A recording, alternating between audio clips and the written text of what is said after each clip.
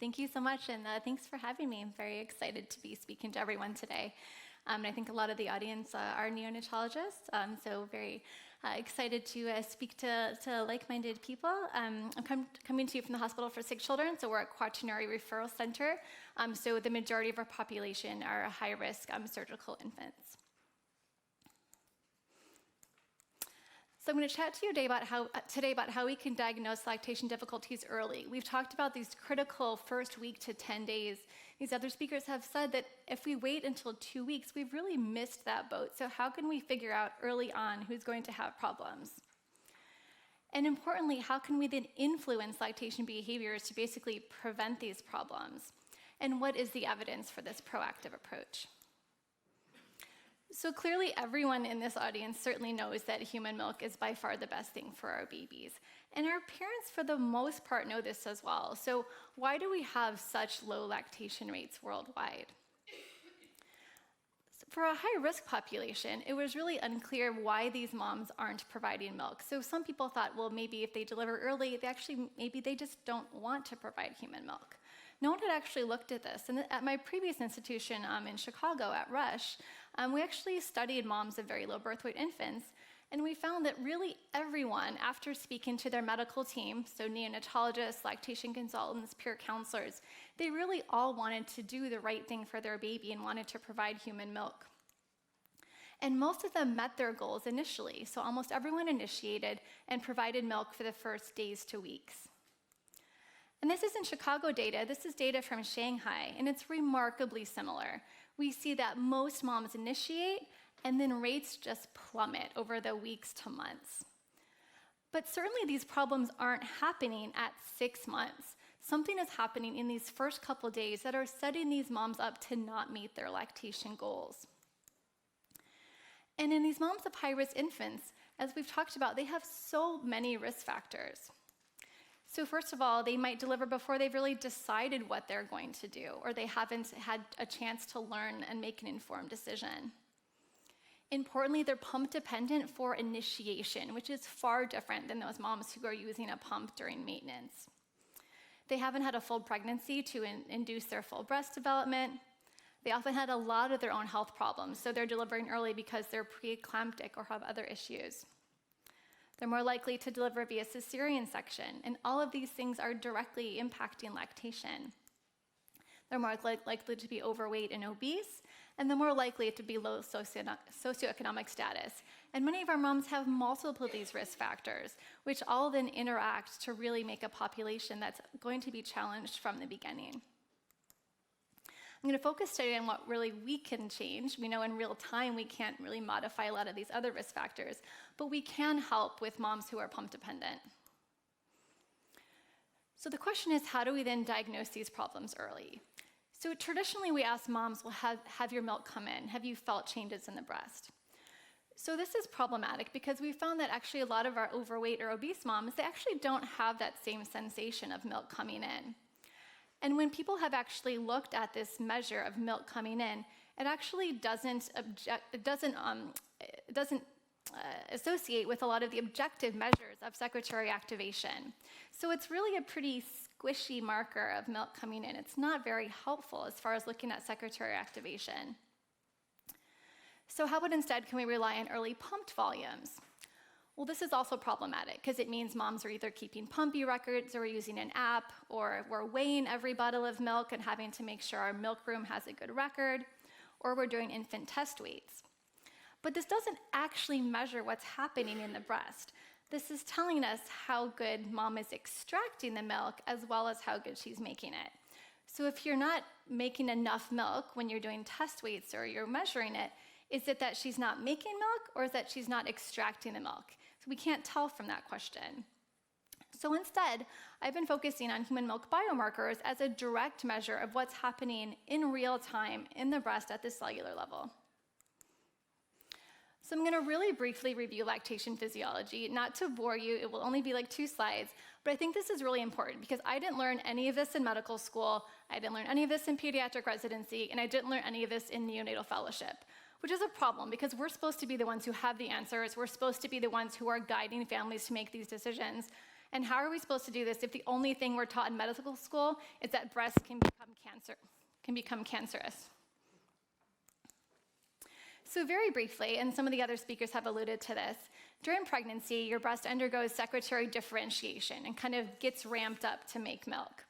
And as Diane and others have stated, you do start to make milk during pregnancy. But the junctions between the cells are still leaky. So are leaky. And so you actually can find the lactose in the urine of pregnant women. Am I moving too much? Sorry. Okay, I will try to stay still. And once mom delivers, lactogenesis 2 happens, or secretory activation. And this is, again, when your milk should come in and should happen within 72 hours of a term delivery. This is especially triggered by the delivery of the placenta, when your progesterone levels fall. And this is critical because during pregnancy, progesterone has been inhibiting prolactin. So prolactin is super important. I'm going to discuss it a couple times during this talk. But what's important to remember is that prolactin catalyzes the closure of those cellular junctions. So remember, during pregnancy, the cells are leaky, lactose is spilling out. Prolactin basically makes all of that tight. And to make a long story short, that basically prevents things from leaking out of the cell, and you make milk, kind of. But you really need to remember that prolactin does this. So this is a critical first step in lactation initiation. So when we're looking at biomarkers, we're actually measuring this process of the closure of these tight junctions. And it's been known for decades in the term population that sodium, citrate, lactose, and protein change in known ways over the first week as those tight junctions close. And we know also in the term population that sodium and sodium-potassium ratio in milk is highly correlated with maternal perceptions of milk volume. So do they feel like they're making enough milk for their baby? As well as breastfeeding exclusivity and duration. So when they look retrospectively, moms who have low milk sodium in the first few days are more likely to lactate for longer. Not a lot of work had been done in the preterm population. And so actually with Donna's lab as well, when I was in Chicago, we did a few studies looking at biomarkers in the preterm population and comparing them to these known term norms. And we found that biomarkers were very different in the preterm population. These were all pump-dependent mothers. I'm going to briefly go over a couple examples of these moms because I think it's really informative to understand this physiology. So this is kind of a perfect case of a mom who's pump dependent. So this red line is milk sodium. So as those tight junctions close, your milk sodium should really quickly plummet. And so in this case, this red line over the first few days, the mom's sodium levels drop really nicely, and her milk volumes, which are the white diamonds, go up. She's making about 800 mLs of milk within the first couple days. You'll also notice, though, on the top axis that she's pumping a lot, like 9 to 12 times a day. So this mom is like doing everything that we told her to do. But most moms aren't like that. This is more of the typical mom in our study. And you can see that her milk sodium, again, this red line, kind of decreases and bounces around a bit. And she's only pumping 4 to 5 times a day. So less than ideal, but unfortunately something that we commonly see. But what's important here is that on this day, so around day 12, she pumps twice. Not sure what was going on that day. It was a rough day. She only pumped twice. And you can see that her milk sodium in really real time dramatically increases and goes back to the same levels that she had in colostrum. And then by the next day, her milk volumes have fallen.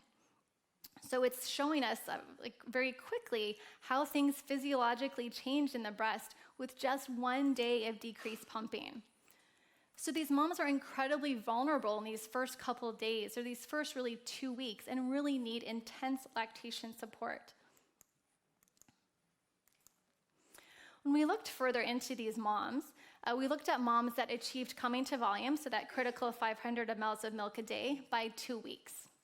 And only 1/3 of our moms in this study ever achieved coming to volume. The ones that did are in this blue color, and you can see that their milk sodium really quickly comes down in a way that other moms doesn't.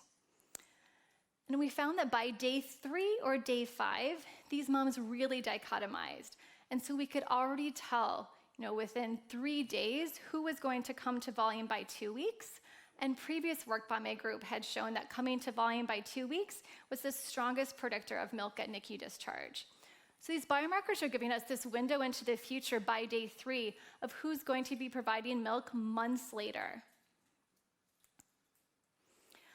Others have also looked at these preterm biomarkers in the time since. So Leslie Parker's group in Florida, who I'm also working with, found that as normal sodium in the first week meant more milk later. Interestingly, found no correlation between that early pumped volume like we talked about. And both her and our groups have found that more frequent pumping in those critical first 2 days meant moms were more likely to normalize their biomarkers, specifically sodium. So is this the future of lactation? So currently, we have very few options to figure out what's going on when moms are struggling. And we often realize this retrospectively. So by 10 days or by 2 weeks, moms don't have enough milk. But if we wait that long, again, we've really missed the boat. And there's this time-limited opportunity for what I really like to term breast programming. So telling the breast what they're supposed to do for not the first few days, but for the first few months or years even of lactation.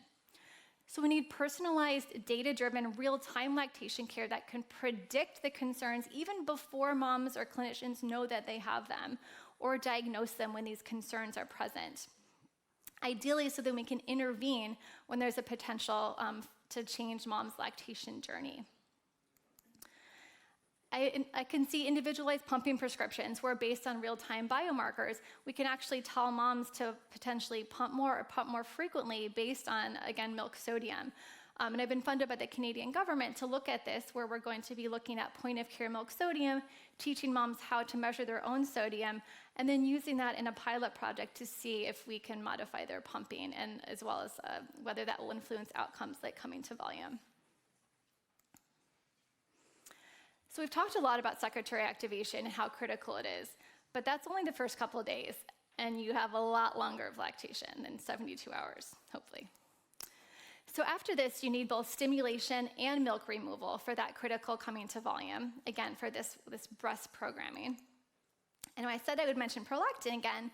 So again, prolactin's critical for that tight junction closure, but it does a couple other things too. It upregulates genes, so it helps you make more milk-making cells, and it prevents the death of milk-making cells. So it's this lovely trifecta of really helping you make more milk. So how do we make more prolactin? So prolactin is released with suction or suckling, and it's released much more in the first few weeks of lactation than it is months later. And so those first few days to weeks, suction or effective suckling is crucial for prolactin release, which then again is crucial for that feedback loop of making more milk. This is an old study, but just as a nice visual of showing the prolactin surge you get with a baby or an electric pump versus hand expression. And early frequent effective pumping, like Dan has mentioned, is really critical in this population. And this visual on the bottom here is like my favorite lactation study of all time, which is, I realize, very nerdy, but it's super cool in that moms of very low birth weight infants were randomized to a double electric pump or hand expression in the first week. And we still have hospitals, even in Toronto, that are advising moms who are pump dependent to hand express for the first 3 days. And this drives me crazy because of data like this. So the moms who were randomized to a pump are the white bar. And you can see that from day 1, they're making more milk. So the white bars are their milk volumes. They made more milk, like twice as much milk in the first week. But really importantly is that after the first week, moms who hand expressed were crossed over and they were given a pump. And those moms never caught up. So even at 1 month, those moms were making significantly less milk than the moms who started off with pumping. So they missed that critical window of breast programming, and that's time that we literally can't get back. So what can we do as neonatologists, as healthcare providers, as midwives? I think a lot. We need to really, really stress the importance of early, frequent, effective lactation initiation in these high-risk moms. We know these moms have to start to double electric pump within 6 hours of delivery, which again doesn't happen magically. We have to start these conversations before delivery. Ideally, they should be pumping at least 8 times a day, as well as doing skin to skin. So looking into the importance of pumping within those first 6 hours, Leslie Parker's group has done some lovely work with this. And when they randomized moms to pumping before or after 6 hours, they found that the early pumpers were making twice as much volume in the first week. So that's the difference between an exclusive mother's milk diet and not in some cases. But they were also making more milk at 6 weeks, and they were twice as likely to still be lactating at 6 weeks. So these first couple hours are really, really important. She recently did further work looking to see within that first 6 hours if it's really crucial to get the pump on mom in the first hour, because that's tough. Because a lot of our moms are sick, they're on magnesium, they feel terrible. And luckily, she found in the pump-dependent population that first hour wasn't as crucial. Interestingly, the moms in the later part of the first 6 hours actually made more milk. And they postulated that really the stress of trying to get moms to pump in the first hour kind of backfired. And allowing them a couple hours to recover really let them actually pump more frequently in the first couple days and then allowed them to make more milk.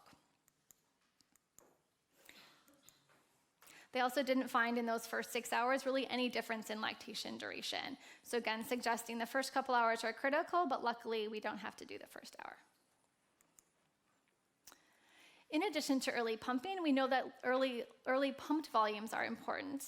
So there's been multiple studies looking at pumped volumes on day 4, and moms who have low volumes by day 4 are 10 times as likely to be formula feeding. So if you're not starting to pump until day 2 or day 3, which we sometimes see, you're definitely going to be having these low volumes. So we need to pump early. It's also important to reiterate this concept of breast programming to parents. Because with pumping early and pumping effectively, our goal isn't to make milk for that newborn that day. Our goal is to make milk for that newborn when they're not a newborn, when they're 4 months, when they're 6 months, when they're 2 years old. In the healthy term population, this happens kind of naturally. So this blue box is milk volumes, let's say. And so in the first couple of days, those volumes suddenly increase, and they really slowly increase over time as the baby takes more. But this doesn't happen in our preterm population. They eat almost nothing, or sometimes literally nothing in the first few days, depending on how sick they are. And when you ask the nurse, is there enough milk? You really have to be careful with how you ask that question, because sometimes they're like, yes, but the baby's eating like 8 mLs a day. And so that's not making enough milk. We need to make enough milk for when that 500 grammer is 4 kilos. And so that's not the right question to ask. We have to make sure that we're programming the breast so once the baby is not taking this much, but is taking this much, we don't have this gap in volume, because it's really, really hard to change your supply at later stages of lactation. So we really need to focus on making enough milk for that future term baby in the first couple days. My group in Chicago and others have again reiterated this importance of reaching that critical volume in those first 2 weeks. So that's the question that we should be asking. Has mom come to volume? Not, is mom making enough milk for her baby at the time? So we've talked about early pumping, so we need to pump often as well. At least 8 times a day is ideal. And Donna's group has looked at that 5-hour question at night. It's not just to torture mothers. There's data behind it. If you wait longer than 5 hours to pump, those tight junctions actually start to reopen. So the physiology changes in real time at the breast if you go longer than 5 hours. It's also important with this early programming to really help parents understand the purpose. We talk in Toronto to our families about this concept of breast programming because it helps them understand when they get nothing from a pumping session, why they should still keep pumping and pump again in 2 hours. Because if you pump and you think you're pumping to make milk and you get nothing, like, why am I going to do it again in 2 hours? Like, pumping is challenging. So if they understand that, again, it's not to make milk, it's to program the breast, it's a very different concept. It can hopefully help them understand why this frequent pumping is so important. So early, often, and then effectively. So what does effectively mean? So the term infant should be the gold standard. So the term infant should have good suction. There's some compression involved with breastfeeding from both the mom and the baby. And these release prolactin and oxytocin. So the pump sucks. The hand expression compresses, but it doesn't suck. And so it's only the pump that releases prolactin. And remember those three things that prolactin does that result in that feedback loop of making more milk. So if you don't use a pump or you don't have a baby that is adequately latching and removing milk, you're simply not going to be able to establish a good enough milk supply. And because of that, again, we really need a double electric, ideally hospital-grade pump if the mom is pump dependent for lactation initiation. And this also includes those moms who don't realize that they're pump dependent. Those moms of those moderately or late preterm or even early term babies, those infants of diabetic mother who look like they're breastfeeding, but they're just kind of hanging out at the breast. So if they're not effectively transferring milk, those moms are also pump dependent. And we have to realize that as healthcare providers and make sure that if the baby is going to breast, that they're pumping afterwards to make sure that they're, again, doing this breast programming. We know that moms who double pump make more milk. I don't know if this is actually true, but to me it seems like you're basically tricking the breast to say that you have twins, just like tandem breastfeeding. But because of this data, because of this prolactin surge, again, hand expression alone is simply not adequate in this population. If you have a breastfeeding baby who's term and you want to do some hand expression, sure, go for it. And it can be helpful to remove colostrum, but by itself, it's not enough to establish lactation. So we've talked about early, effective, and frequent lactation. Now, how about additional support? What can we do as healthcare providers? So ideally, you have lactation consultants. Unfortunately, only half of American NICUs have a dedicated LC. I'm not sure what the status is in Europe, but we really need to have more lactation support. The NICU is a unique population, and so having even an LC who's covering the delivery service really isn't the same. We know that having an LC in the NICU is associated with higher proportions of infants receiving any milk at NICU discharge. And in our own experience, we moved to a proactive lactation support in our NICU. So when I first came to Toronto, our LCs saw moms who had problems. And when I asked what that meant, it was very vague. Like, oh, if they seem like they're not making enough milk, which again, depends on how you ask the question, or if they seem to have lactation risk factors. But that means someone has to figure out they have risk factors, someone has to be following mom's volumes, and that didn't happen.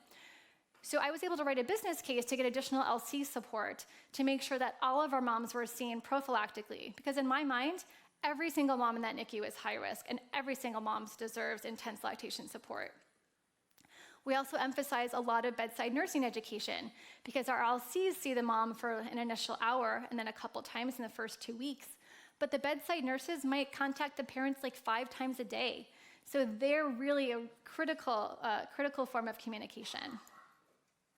When we looked at our kind of pre and post lactation support, we found that this approach really resulted in large increases in the proportion of infants who were fed mother's milk. My business case to the hospital was that this would save us money because we wouldn't have to buy donor milk. But it actually backfired a bit because we had to buy a lot more freezers and hire more milk room staff. But they didn't take it away, so it was fine. We also give all of our moms a checklist. So we're not an inborn unit, so our transport team goes to retrieve all of our babies. When they go to retrieve them, they give them a colostrum kit and this quick little checklist. So we don't do long consults initially, we just say, this is what you gotta do.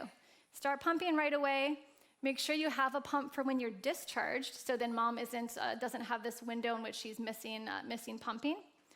Pump at least 8 times a day. And importantly, don't worry if you don't get anything, that's not the point. Just keep pumping.